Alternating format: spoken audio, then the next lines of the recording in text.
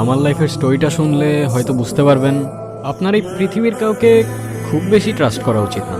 খুব কাছের মানুষগুলো যখন বদলে যায় না, সহজে মেনে নেওয়া যায় না। কিন্তু প্রথম দিকে লাইফটা অনেক সিম্পল ছিল। ফ্রেন্ডস ছিল, কাছের মানুষজন ছিল, ফারিয়া ছিল। চুপ করে থাকার জন্য দেখা করতে আসছো? তুমি জানো না আমার ফ্যামিলি সম্পর্কে তো তুমি ভালো করেই জানো, তাই না? 2 দিন পর পর বিয়ের প্রপোজাল আসতেছে, আমি আর কত থামাইতে পারি? আমার তো একটু টাইম দিবা, তাই না? আর এমন না বসে আছি, প্যাশন যা ছিল সব বাদ দিয়ে রাস্তায় রাস্তায় ঘুরতেছি, জব খুঁজতেছি। আর কি চাও? কিচ্ছু চাই না। পারলে ভালো একটা জব ম্যানেজ করো, আর না হলে এই রিলেশনশিপ ভাঙতে একটুও টাইম লাগবে। কয়টা বাজে? একটা। সন্ধ্যা হতে এখনো অনেক সময় বাকি, কিন্তু তখন আমার হাতে সময় ছিল খুব অল্প। ও প্রতিদিনই আমাকে বলতো একটা জবের জন্য ট্রাই করতে, তাও ভালো স্যালারি। 50-60 হাজারের নিচে তো ওর ফ্যামিলি সওদা করবে না। লাইফ কখন সবচেয়ে বেশি কমপ্লিকেটেড হয় জানেন? যখন আপনার চোখে হাজারটা স্বপ্ন, কিন্তু আপনি মিডল ক্লাস থেকে বিলং করেন। আর এটা একটা মিডল ক্লাস ছাড়া কেউ ফিল করতে পারবে না। তোমাকে রাতে কতবার কল দিছি আমি, কল পিক করো নাই কেন? আর এতগুলো যে মেসেজ দিছি, একটা মেসেজেরও রিপ্লাই করো নাই কেন? তুমি খালি তোমার দিকটাই দেখতেছো। তুমি ভালো করেই জানো আমি কেন রিপ্লাই করতে পারি। আমার সিচুয়েশনটাও তো একটু দেখো। ও, আমি আমার দিকটা দেখতেছি? প্লিজ কথাগুলোর এমনি তুমি টুইস্ট করো না। ওকে, করলাম না তো বলো আমাকে যে কি এমন মহৎ কাজ করতেছিলা যে আমার মেসেজে রিপ্লাই করতে পারো নাই? পারিয়া প্লিজ। হ্যাঁ বুঝছি, এবারও ইন্টারভিউতে কিছু হয় নাই তাই তো? জবটা হয়েই গেছিল, কিন্তু স্যালারি 12,000 টাকা। 12,000 টাকা? 12,000 টাকা দিয়ে কি হয়? আর মনে রাখো, একটা হ্যান্ডসাম স্যালারি মানে 50-60 হাজার টাকা, এমন না হলে কিন্তু আমার বাসা থেকে মানবে না। আচ্ছা, আমাদের নেক্সট কবে দেখা হবে? যদি জবটা পাও শুধুমাত্র তাহলেই দেখা করতে এসো, আদারওয়াইজ এটাই আমাদের শেষ দেখা। কিরে এতক্ষণ ধরে কি ভাবতেছস? তোর একটা কোশ্চেন করি, কর। মিডল ক্লাস লাইফটা এত কমপ্লিকেটেড কেন বলতো? এই কমপ্লিকেটেড লাইফের একটাই সলিউশন, টাকা। মানি ক্যানট বাই হ্যাপিনেস। শোন, তোর একটা কথা বলি, দিন শেষে টাকাই কাজে লাগে। আর আজকে না হয় কালকে টাকা তো তোরে কামাইতেই হবে। পকেটে নোট না থাকলে না কেউ পাশে থাকে না, এমনকি তোর কাছের মানুষটাও না। সবকিছুই বুঝলাম, কিন্তু আপনার এই অবস্থা কিভাবে হলো?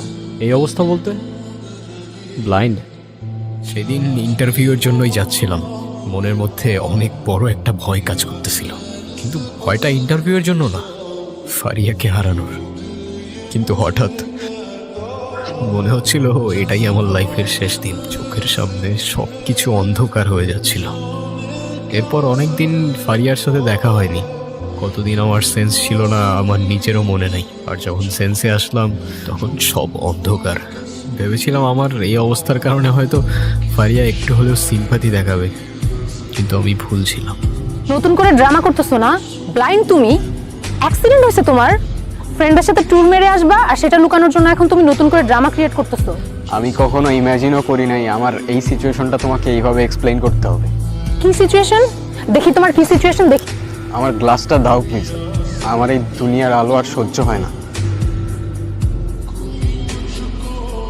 এখন আর কিছু বলবা তুমি?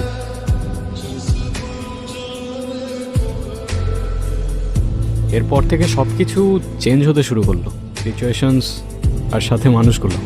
ফারিয়া আর আগের মতো বিয়ের প্রেশারও দিত না। আমার ব্লাইন্ড হওয়ার সাথে সাথে ওর বাসায় বিয়ের প্রপোজাল আসাও বন্ধ হয়ে গেল। আপনার স্টোরিতে আমি কনফিউজড হয়ে যাচ্ছি। বাই দ্য ওয়ে, তারপর কি হলো? এভাবে অনেক দিনই কাটলো। আস্তে আস্তে মানুষ চিনতে শুরু করলাম। ফারিয়া তেমন একটা আগের মতো আর দেখা করতো না।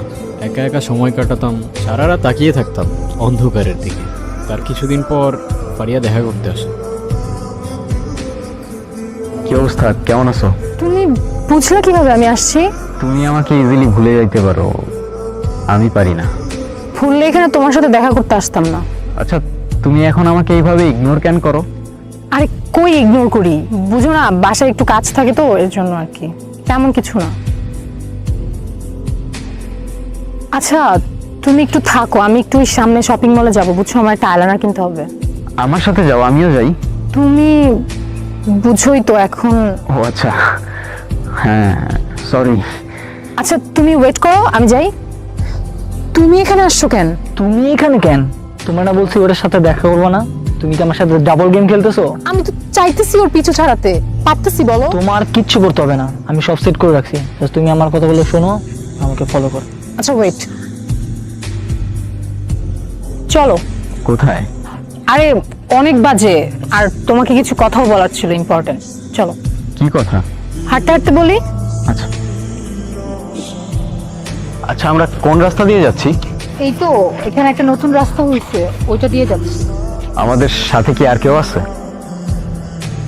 আরে না, আমাদের সাথে আর কে থাকবে? আমি স্মেল পাচ্ছি। আরে কি বলতেছো তুমি? চলো না, কেউ নাই আমাদের সাথে। তুমি কি আমাকে ট্রাস্ট করো না?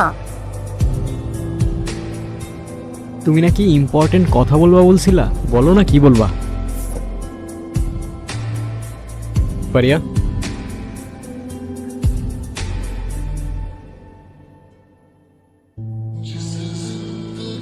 ইম্পর্টেন্ট কথা আমি বলতেছি তোরে। ফারিয়া আমার গার্লফ্রেন্ড, ওর আশেপাশে যাতে তোরা না দেখি। ট্রাস্ট মি ব্রাদার, আজকের পর থেকে আশেপাশে না, সব জায়গায় শুধু আমারই দেখবা।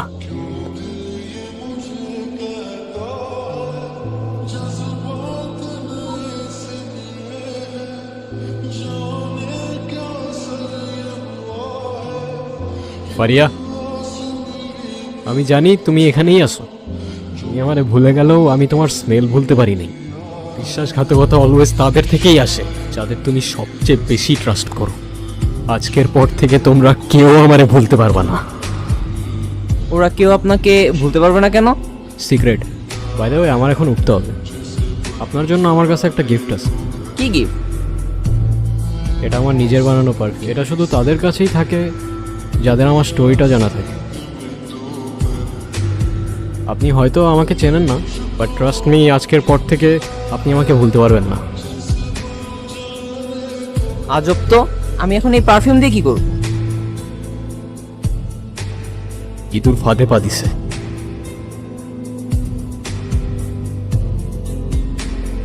আমার চোখ, আমি কিচ্ছু দেখতে পারতেছি না। আমি তো কারো কোনো ক্ষতি করিনি। আমার সাথে কেন মনে হলো? ওর সাথে কেন এমন হইল? তুমি কি সত্যি কারো কোনো ক্ষতি করো নাই?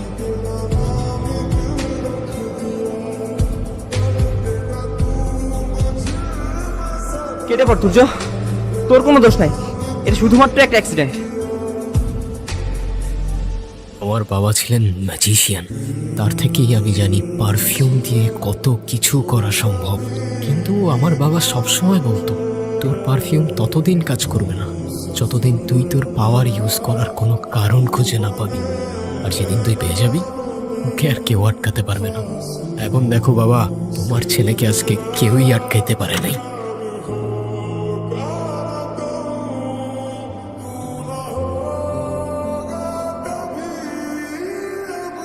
এই দুনিয়ার মানুষগুলার ইমোশনস অনেক সস্তা।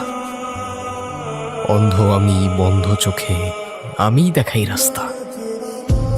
বস্তা পচা ক্যারেক্টারগুলো আমারে বারবার দেয় রিমাইন্ড, আমার চোখে অন্ধকার, তাই আমি ব্লাইন্ড।